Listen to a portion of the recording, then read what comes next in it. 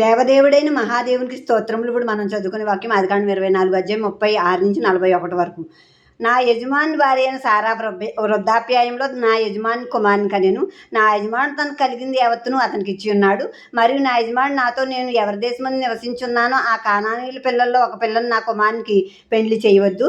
అయితే నా తండ్రి ఇంటికి నా వంశస్థులు ఎద్దుకుని వెళ్ళి నా కుమారునికి పెండ్లి చేయుటకు ఒక పిల్లను తీసుకుని రావాలని నా చేత ప్రమాణం చేయించెను.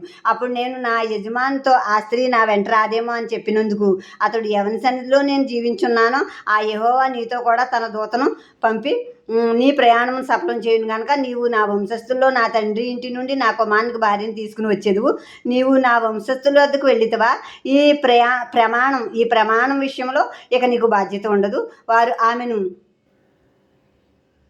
ఈయని ఎడలు కూడా ఈ ప్రమాణం విషయంలో నీకు బాధ్యత ఉండదు అని చెప్పాను. ఇప్పుడు అబ్రహాము ఎలియాజర్ని పంపుతున్నాడు, తన పెద్దాసుడైన ఎలియాజర్ని. ఇదిగో ఈ కానాను దేశంలో నేను ఉన్నాను కదా, ఈ కానాను స్త్రీలైన ఈ పిల్లల్ని తెచ్చి, ఈ పిల్లల్లో ఒక పిల్లని తెచ్చి నా కొడుక్కి పెళ్లి చేయొద్దు. ఇక్కడ పిల్లలు వద్దు.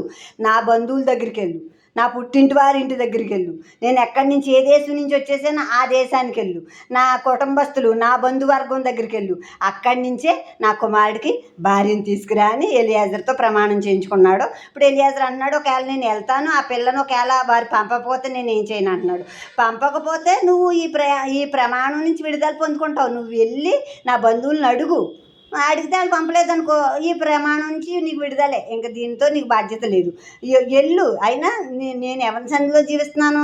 దేవుడైన యెహోవా సన్నిధిలో జీవిస్తున్నాను కదా. ఆయన తన దూతను నీకు ముందుగా పంపి నీ కార్యం సఫలం చేయును.